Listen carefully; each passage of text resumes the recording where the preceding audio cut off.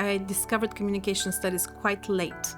I got a bachelor degrees from American University in Bulgaria, which was a small liberal arts college. It was created right after the fall of the Berlin Wall. Young people from the former communist bloc could come together and form some other kind of relationship with each other.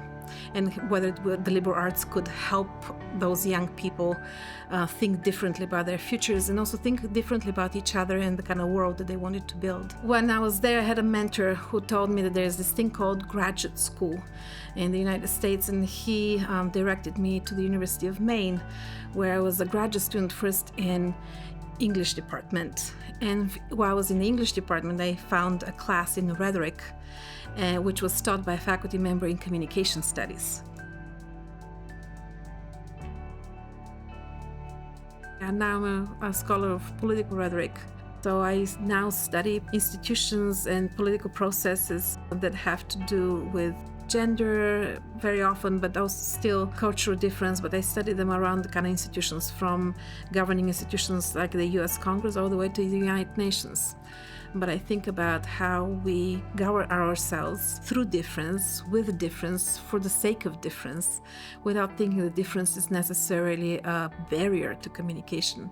But quite often it is the guarantee of communication. It's what makes communication so necessary. So that's my research focus now, is how do we govern ourselves amidst all of our differences in a way that is, again, equitable and humane, and caring of everything that sustains our life, from environment to relationships and peace. So I teach classes at the University of Minnesota in primarily two areas.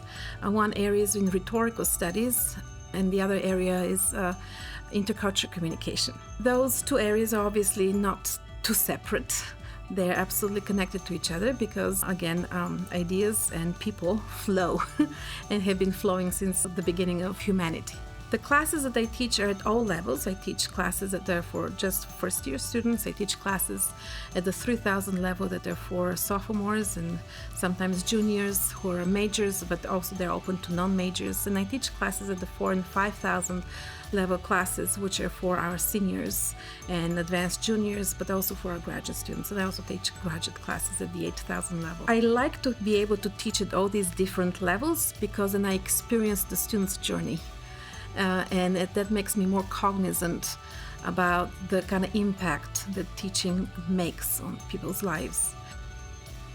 I hope that the students will live with certain sensitivity, that they will be able to listen better, observe better, hear better, think more deeply, and be more inquisitive of the kinds of messages and people and communication that they encounter.